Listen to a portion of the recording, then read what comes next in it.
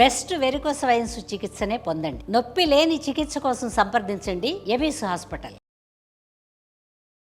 శ్రీమాత్రే నమః.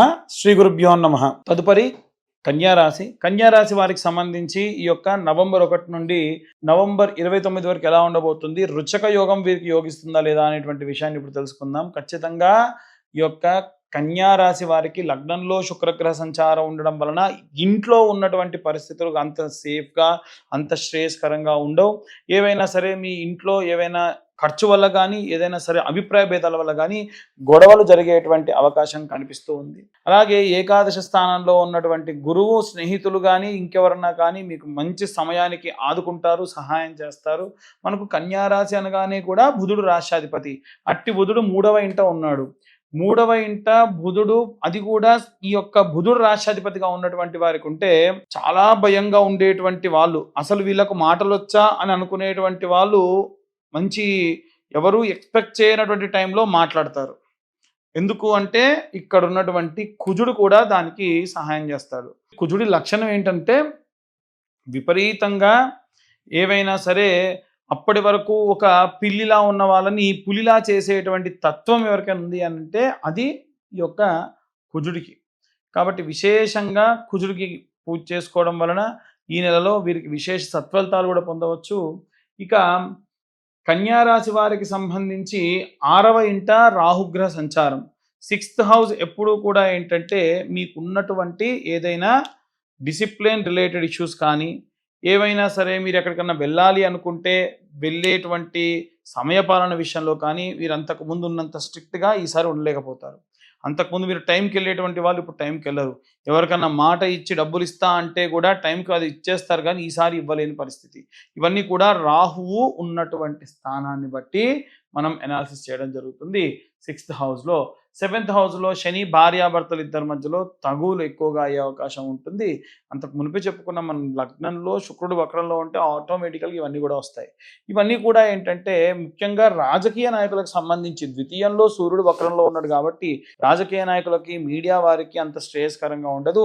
రైతులు, చేతి వృత్తులు, కుల వృత్తులు చేసుకునేటువంటి వాళ్ళు ఎటువంటి ప్రయోగాత్మకమైన పనులు చేయకుండా మీ పనులు మీరు చేసుకుంటూ వెళ్ళిపోండి, ఖచ్చితంగా బాగుంటుంది. ఇవన్నీ కూడా గోచార రీత్యా చెప్పే విషయములు మాత్రమే. ఇన్ డీటెయిల్డ్గా జాతకం గురించి తెలుసుకోవాలనుకుంటే మీ పేరు, మీ date of birth, time, place కింద ఉన్న నెంబర్కి వాట్సాప్ చేయండి. డీటెయిల్డ్గా జాతకం ఒక 60-70 పేజీల్లో మీ దాకా అందించడం జరుగుతుంది. విశేషంగా చాలామంది అడిగేది ఏంటంటే మా పేరు చెప్తామండి జాతకం చెప్పండి అంటారు. నేను కనుక పేరు చెప్పి ఆ డబ్బులు ఇవ్వండి జాతకం చెప్తా అని చెప్పి డబ్బులు తీసుకోవచ్చు, కానీ నేను తీసుకునే ప్రతి రూపాయికి కూడా సమాధానం చెప్పాలి, లేకుంటే నాకు తిండి అరగదండి. కాబట్టి ఎట్టి పరిస్థితుల్లో పేరుతో జాతకం చెప్పించుకోకండి. పేరుతో జాతకం చెప్పించేది 30% కూడా కరెక్ట్గా ఉండదు. వీలైనంత వరకు ఇప్పుడు గోచారం మీరు పాటిస్తే సరిపోతుంది. ఇప్పుడు నేను చెప్పబోయే రెమెడీ పాటిస్తే సరిపోతుంది. డీటెయిల్డ్గా జాతకం కావాలనుకున్న వాళ్ళు మాత్రం ఖచ్చితంగా మీ పేరు, date of birth, time, place కావాలి. టైం కొంచెం ఒక 10 నిమిషాలు అటో ఇటో ఉందంటే ఓకే, కానీ మరి 3-4 గంటల తేడాతో చాలామంది చెప్తున్నారు. అది కూడా అంత శ్రేయస్కరం కాదు. చాలామంది ఎలా అనుకుంటున్నారంటే మాకు కాల్ చేసి మాకు ఏదైనా చెప్పేస్తే ప్రాబ్లం సాల్వ్ అయిపోతుంది అనేటువంటి ధోరణిలో కూడా కాల్ చేస్తున్నారమ్మా. మేమేమి దేవుళ్ళం కాదు, మేము మీలాగా మనుషులమే.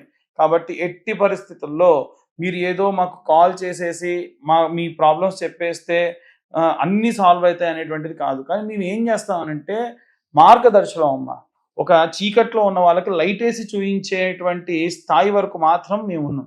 కాబట్టి ఎవరన్నా ఆ ప్రకారంగా ఇబ్బందికి సంబంధించి రెమెడీస్ తెలుసుకోవడానికి సహాయం చేస్తాను తప్ప డీటెయిల్డ్గా అన్ని ప్రాబ్లమ్స్ సాల్వ్ అయిపోవాలి నాకు చెప్పేస్తే అంటే మాత్రం కష్టం. కాబట్టి అందరూ కూడా ఏ రెమెడీస్ తీసుకోవాలి అనేటువంటి విషయాన్ని, ఏ మంత్రం చదవాలనే విషయాన్ని ఇప్పుడు మనం తెలుసుకుందాం. ఇప్పటి వరకు మనం గోచార రీత్యా మీ రాశికి సంబంధించి మనము ఏం జరగబోతుంది, ఎలాంటి జాగ్రత్తలు తీసుకోవాలని చెప్పాం. ఏ మంత్రం చదవాలి అనేటువంటి విషయానికి వస్తే రుచక యోగం అనగానే సర్ప సంబంధితమైనటువంటి మంత్రం చదివినా, ఏదైనా జపం చేసినా, అలాగే ఏదైనా సరే సర్ప సంబంధితమైనటువంటి రెమెడీస్ చేసుకున్నా చాలా బాగా కలిసి వస్తుంది. అందులో భాగంగా నవనాగ మంత్రం ఒకటి ఉంటుందండి.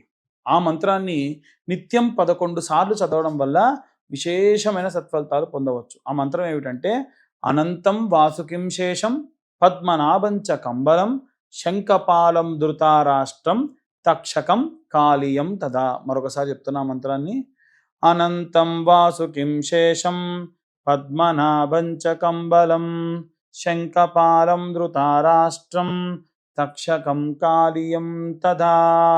విశేషంగా పరమశివుడి మెడలో ఉన్నటువంటి వాసుకి దగ్గర నుండి పద్మనాభ స్వామి కింద ఉన్నటువంటి సర్పము పద్మనాభుడి వరకు, విష్ణుమూర్తి కింద ఉన్న సర్పం పద్మనాభుడి వరకు కూడా నవనాగులకు సంబంధించిన ఈ మంత్రం రోజు 11 సార్లు పఠించిన మాత్రం చేత విశేషంగా సర్ప సంబంధిత కుజదోషములు ఏవైనా ఉంటే కూడా పోవడం జరుగుతుంది.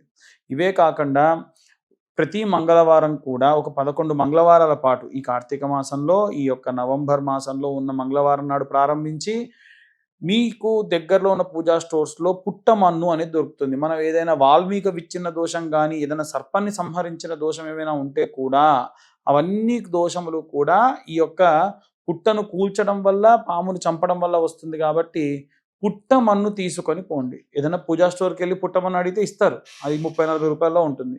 ఆవు పాలు తీసుకెళ్ళండి. చాలామంది ఈ మధ్యకాలంలో అడుగుతున్నారు, ఏంటండి పాలు పోయగానే పాము నోరు తెచ్చి తాగుతుందా అని అడిగారు మొన్న ఒక ఆయన.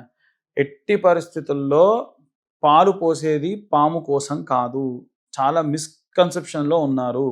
ఈ పుట్టమన్ను తీసుకెళ్ళి వేసిన తర్వాత పుట్టలో పోయడం వల్ల ఆ పుట్టమన్ను పాలు కలిస్తే గట్టిపడుతుంది. కాబట్టి సర్పానికి నివాసం ఇచ్చినటువంటి దాని వలన మీకు సర్పదోషములుంటే పోతాయి. కాబట్టి ఆ పుట్టలో పుట్టమన్ను వేసి పాలు పోయడం అనేటువంటిది ప్రతీతి. అంతే తప్ప పాము పాలు తాగడానికి కాదు. ఒకవేళ అక్కడ మీరు పెట్టడం వల్ల పాము తాగుతుంది అది అనుకుంటే అది వేరే సంగతి. కానీ అసలు అయితే పాము పాలు తాగదు. మీరు మామూలుగా నైవేద్యంగా అక్కడ పెడితే ఏమో చెప్పలేము, దానికి ఎప్పుడన్నా సరే క్షీరంని నీరు అనుకొని వచ్చి తాగేటువంటి సందర్భాలు ఉండొచ్చు కూడా. కానీ మనం పోసేటువంటిది మాత్రం, పుట్టలో పోసేది మాత్రం దాని యొక్క నివాసం కోసం. దీని వలన కూడా సర్పదోషములు, కుజదోషములు ఏమైనా ఉంటే విశేషంగా పోవడం జరుగుతుంది. కాబట్టి చాలామంది ఈ సర్ప సంబంధిత దోషములు ఉన్న వాళ్ళు ఏవైనా సుబ్రహ్మణ్యేశ్వర స్వామి క్షేత్రాలు ఉంటాయి. ఉదాహరణకు మోపిదేవి ఉంది, మన హైదరాబాద్లో స్కందగిరి ఉందనుకోండి. అక్కడికి వెళ్ళగానే మీరు చేయాల్సిన పని ఏంటంటే, ఆ క్షేత్రంలో ఏమైనా మట్టి ఉంటుంది కదా, అక్కడ ఉన్న మట్టి మనుషులు తొక్కిందైనా పర్లేదు, ఆ మట్టి కొంచెం తీసుకొని కవర్లో వేసుకోండి. ఇలా మొత్తం ఒక 6 నుంచి 11 క్షేత్రాల యొక్క మట్టి తీసుకురావాలి. అది కొక్కి, తిరుత్తని, పళని, స్వామివారి కళ్యాణం చేసుకున్నటువంటి చోట్లు చాలా ఉంటాయి. ఇంకా ఆ క్షేత్రముల దగ్గరికి వెళ్ళి మట్టి తీసుకొచ్చి అవన్నీ కూడా మంచిగా స్టోర్ చేసుకొని ప్రతి మంగళవారం నీళ్ళలో వేసుకొని, మీకు ఎప్పుడన్నా చౌపోటు వేసినా, ఏదైనా విపరీతమైనటువంటి మానసికమైనగా లో ఉన్న ఆ మట్టి నీళ్ళలో వేసుకొని స్నానం చేయడం, అంటే ఒక మగ్గులో పోసుకొని స్నానం చేసి తర్వాత మామూలు స్నానం చేయడం వల్ల ఈ మృత్తికా స్నానం అంటది. ఇలా మీ జాతకరీత్యా ఉన్నటువంటి సర్పదోషములన్నీ కూడా దీనివల్ల పోతాయి. చూసారా, మనం వేలకు వేలు ఖర్చు పెట్టి చేసేటువంటి దానికంటే కూడా విశేషమైన రెమెడీస్ ఇవి. ఇలా ఈ యొక్క రుచక యోగం ఉన్నప్పుడు చేసుకోవడం విశేషమైన సత్ఫలితాలు పొందవచ్చు. ఇక జాతకానికి సంబంధించి కూడా ఎవరికన్నా కావాలనంటే మీ పేరు, మీ date of birth, time, place ఉంటేనే ఖచ్చితంగా జాతకం చెప్తాం. ఎట్టి పరిస్థితుల్లో అవి లేకుండా ఎవరు కూడా మమ్మల్ని ఫోన్ చేసి అడిగే పని కూడా చేయకండి. దయచేసి రాత్రి 9 తర్వాత కొంతమంది ఫోన్ చేస్తున్నారు, అలా చేయకుండా ఉంటే మంచిది. విశేషంగా ఈ వీడియో చూస్తున్నటువంటి వాళ్ళు చూసి వెళ్ళిపోతున్నారు తప్ప లైక్ చేయట్లేదు.